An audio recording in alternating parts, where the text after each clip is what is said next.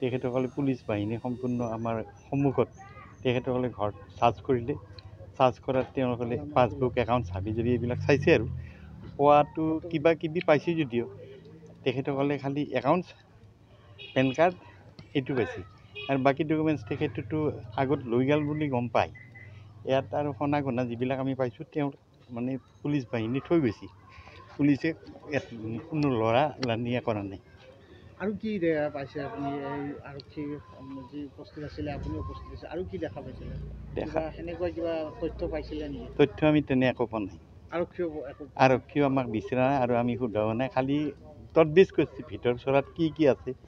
এখেতসকলে বেছিকৈ চাইছে PAN card আধাৰ card কিবা কিবি চাইছে আৰু কিন্তু চালেও নিয়াকৈ খালি আধাৰ কাৰ্ডৰ ফটোষ্টেট লৈছে, পেন কাৰ্ডৰ ফটোষ্টেট লৈছে আৰু তেখেতে য'ত জড়িত আছিল সেই ডকুমেণ্টছবিলাকৰ চব ফটোষ্টেট কৰি লৈ গৈছে নেকি যাৰ হেৰি কৰি লৈছে। নাই তেনে একো পোৱা নাই, বিহৰ বটল একো পোৱা নাই।